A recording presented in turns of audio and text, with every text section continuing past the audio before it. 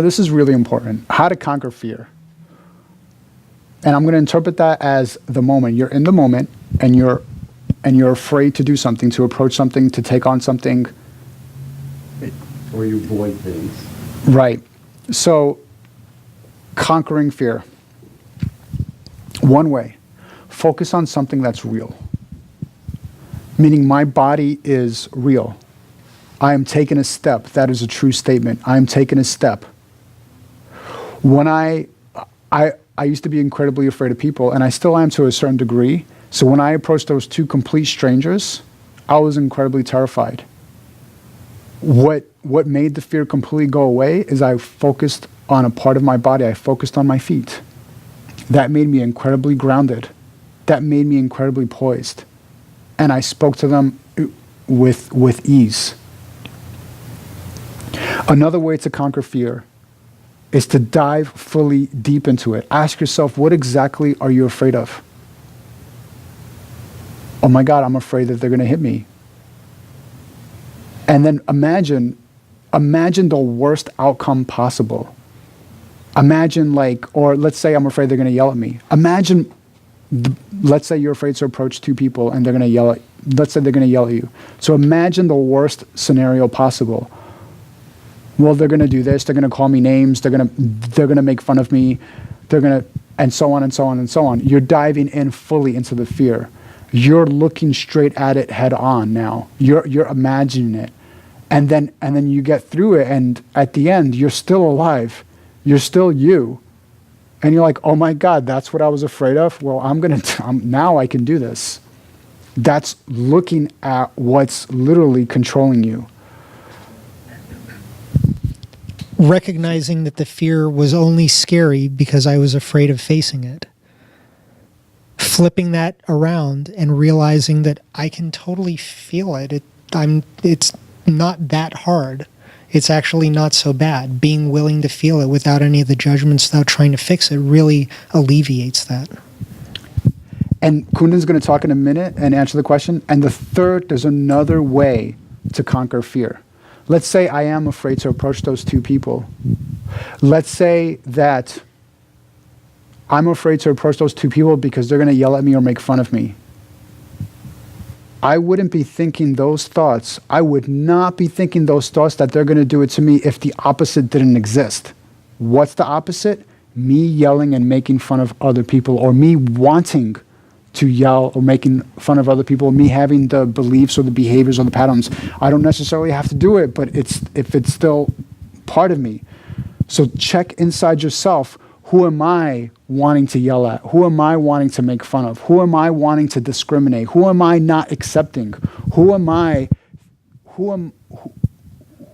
What people that are around my life do I think are below me? Because if I think that these two people that I'm afraid to approach, if I think that they're above me, everything must have an opposite. I must think that people are below me. If I bring these two people that I'm afraid to approach, I bring these two people close to me, like they're here, then the below, then its opposite also happens. Then nobody's above me, then nobody's below me either. So doing the opposite. Who am I discriminating against? If I bring these people to my level, you know what? I am not better than these people. I am not worse than these people. These people are my brothers. These people are my sisters. These people are my peers. These people are my equals. What do I feel like saying to them? Let's say if I thought that they were below me, what's the worst thing that I feel like saying to them? Don't imagine that they're your equal, but look at to what you feel, the harshest thing that you feel like saying to somebody, because that's what you're afraid of somebody else saying to you. So 3 ways to conquer fear. 1, is to focus on something real. 2, look at the fear and look at it to the nth degree, what you're afraid of, the worst thing that could possibly happen to you. Look at it. 3, to its opposite, look at what the worst thing that you could possibly do in that same scenario. Yes, definitely fear is a major component of what's ruining my life, people's lives. Like it's that sort of invisible blanket that covers everything, and the only way to deal with it is to make it a priority in your life to deal with it. That's the only way that the work does anything for you, until there's that recognition that there's fear underneath everything and it doesn't need to be there. I've been letting it live because I've been unwilling to look at it. Until there's that recognition and that decision, in my experience, I've found that life doesn't change all that much. But that's a very empowering decision. I definitely agree with you that fear is what gets in the way so much. You're not wrong for feeling what you feel. The analogy that I like to give often is that, if I fell off my bike and bruised my knee, would my knee be wrong for hurting? No, right? Is my heart wrong for it? When something is going on in here, there's that feeling that, oh, I shouldn't be angry or I shouldn't be feeling this way. Where's the proof?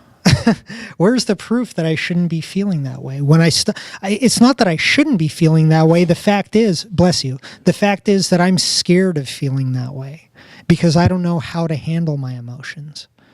But the reality also is, when I stop being scared and I just simply allow myself to feel them the way that they do, without any judgment, without any explanation, without treating them like a curse or a problem that needs to be solved, life gets way easier because no longer am I living in fear.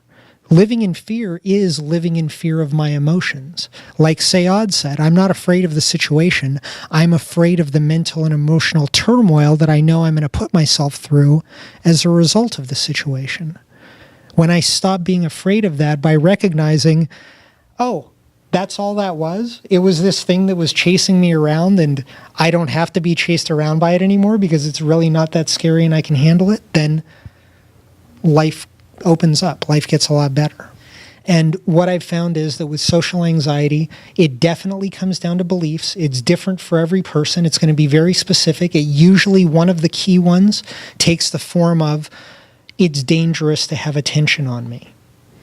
Some variation of that. And that, again, came from somewhere between 5 and 7. And there's aside from doing that belief work and working with a coach, one thing that I have found is, why do I do anything? When I go somewhere, what is my actual reason for going somewhere, for doing anything that I'm doing? Before I answered that question, I think I had more social anxiety, and I think that the default answer was, well, I'm going to, do things right and not be wrong and learn from people that I'm okay the way I am.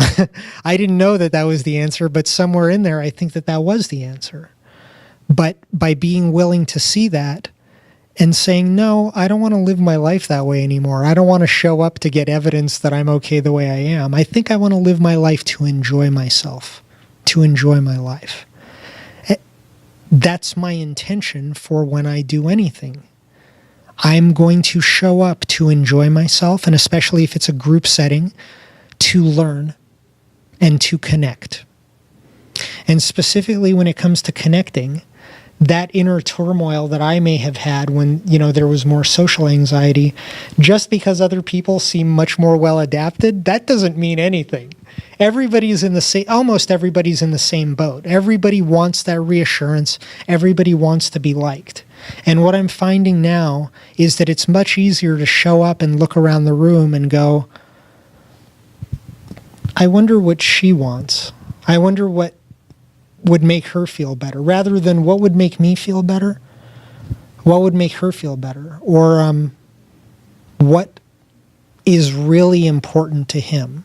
Like, I don't want to overcomplicate it, because if you show up asking like 10 different questions, then you forget all of them, and then all of a sudden you're back where you started. But if you show up with a clear intention for everything, and for me that clear intention is I'm showing up to enjoy myself, it changes things. My number one thing that I want, my number one message that I want to get across the world is that there is nothing wrong with them. They are fine just the way that they are. If they want to change, they are fine with that change too. If they're feeling an intense emotion, they are fine with that intense emotion. Explore it. If they are having these erotic thoughts, erotic. I think that's a sexual term. If they're having these intense and wild thoughts, they're fine for having these intense and wild thoughts. The bad part, the part that's not serving, is them thinking that there's something wrong with them for having these feelings, for having these thoughts. There is nothing wrong with them for having these feelings or having these thoughts. That is what's causing the disease. That them saying to themselves, there's something wrong with my thoughts, there's something wrong with my feelings. If these negative thoughts or negative feelings turn into a behavior and they act out negatively on it, that's something different. But the actual thought, the actual feeling is totally fine. And if I have one wish for the planet, it is to be get in touch with your thoughts. Get in touch with your feelings. Write them down. Look at them. Feel them fully. Go to your room. Let it go all over your body. Get in touch with you. I have a pretty funky hairstyle. And when I first started wearing it, it was very different.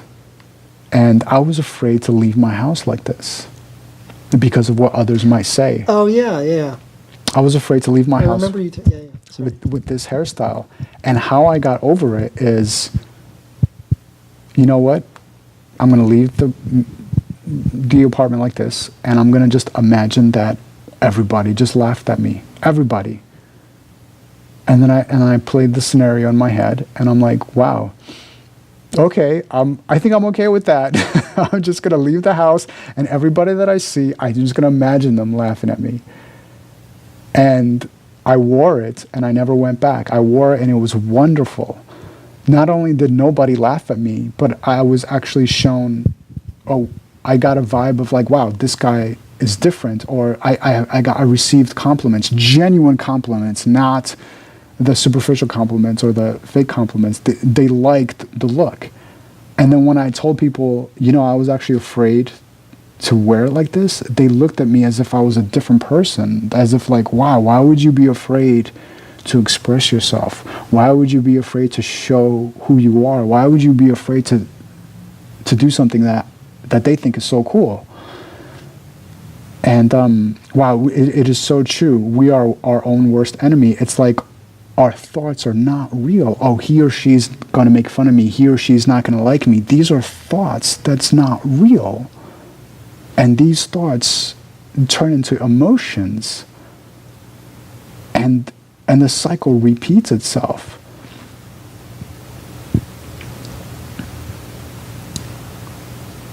The best way to break the cycle is look at your thought. Look at your untrue thought. Keep looking at it. And do what you want. Do what you love while you're addressing this unreal thought, or while you're addressing this emotion that you're feeling. Keep doing what you love. Have one attention focused on what you're doing, and have the other attention focused on what you're feeling about the moment and your thought about the moment. It's like you're doing both. Yes. I liked what you said when you had a really nice quote on Sunday when we were filming. You said you were talking to that girl, and you had a great interaction with her because you said, I had one ear, I was listening to her with one ear and listening to me inside with the other ear. Beautiful. That is a beautiful analogy. And specifically, you're not listening inside to go, oh, I'm screwing up. What the hell am I doing? It's not that. I'm giving myself attention. I'm honoring myself. I'm going, me. This is me. I'm not wrong for any of it. And at the same time, I want to know what comes up. The ear that's out there in the world, that's for doing my thing, doing what I love, contributing, doing good, connecting, communicating, all that stuff. And the inner ear is the ear of real honesty, the ear that I use for for the real personal growth, the ear that says, okay, what am I hearing that is actually going on inside of me? And what is the real reason for it? What is the actual root of it? Yes. Our culture was taught, look elsewhere. Oh, I can go out here to get happiness. I can go out here to get money. I can go out here to get this. I can go out here to get this, to do this and to do this. But we never look inside here. We never focus our attention inside here. This is where it starts. In here is where the road is, where each and every road should start. Okay, I need to go from California to New York. I need to walk across the street. I need to walk to my car. Let's start here. Breathe. How am I feeling? What am I thinking? What's going on in here? Feel my body. Let's start here first, then let's go out. While I go out, I'm operating from here. When I take a step, check back here. You cannot check back here enough. I remember when you and I were talking, I asked you, how do I check in here most of the time? I was actually thinking about putting strings on my fingers just to remind myself to check in. Now I'm doing it so often that it becomes habit. But however you could remind yourself, check in. This is where the road starts, here. It doesn't start here. It doesn't start with your remote control. It doesn't start with your car. It doesn't start with your apartment door or your home door. It starts here. When you wake up in the morning, the first thing that I'm checking in now is not my alarm clock, not the ceiling when I open my eyes, not the 2 steps that I take off the bed. How am I feeling? What's going on? I take each and every morning, I take 5 minutes and I'm like, what's going on? Do I feel happy? Do I feel intensely sad? Do I feel like destroying someone, destroying something? And again, every feeling, every emotion is there's nothing wrong with the thought. There's nothing wrong with the emotion. The behavior is something different. So every morning when I wake up, I allow the negative, the positive, and everything in between to be felt, to be heard. I don't shove anything in there. I don't forcefully put a thought or a feeling in there, but I just feel what's already there. Observe what's already present. Breathe what's already, my lungs is already there. Breathe into it. Feel it fully. When I do that fully, I have the best days ever. That starts off the day in a right path. And every moment that goes by, whenever possible, check in here. Whenever I do anything. That's amazing. What you're talking about right there, it is, I agree with you. It's absolutely about repetition. It's about repetition. It's about learning over and over again the lesson that I don't have to be afraid of my emotions. The only reason that I'm afraid of them is because I thought it means that something is wrong if I'm feeling it.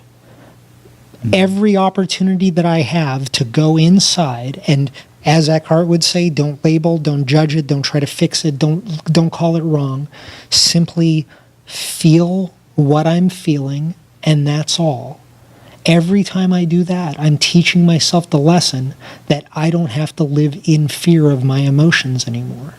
And once I do it enough, it's automatic.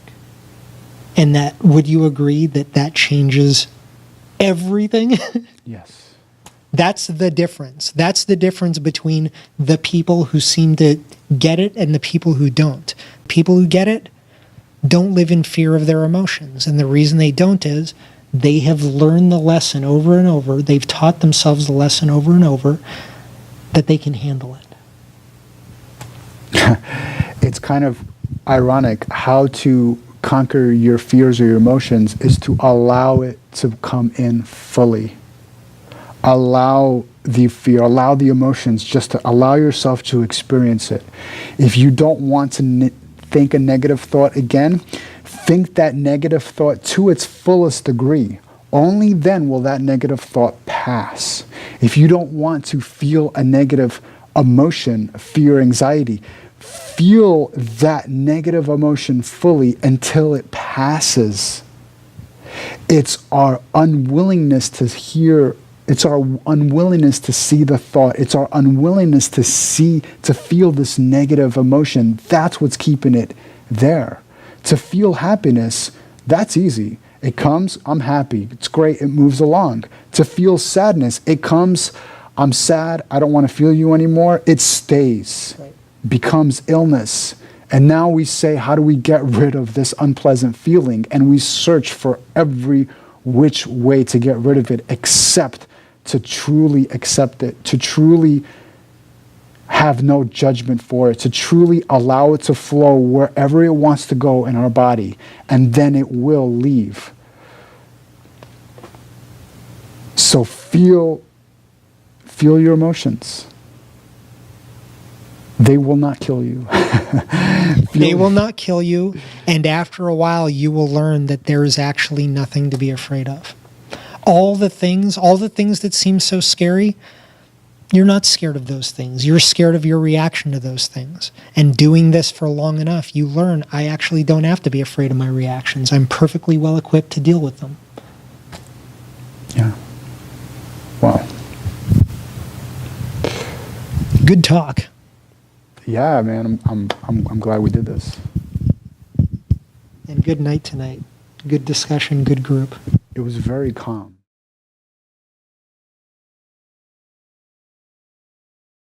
Yeah, it's true. Growing up, we were never taught to deal with our feelings or our emotions. We had to figure it out on our own. So I had to become my own school for my own thoughts, my own behaviors, my own emotions. If you're going through something, if you have questions on the video that you've just seen, if you're going through something fierce inside, sadness, fear, guilt, depression, if you're going through drama outside in your life, and you need somebody to talk to, give me a call. I'm here to help you. My name is Sayad.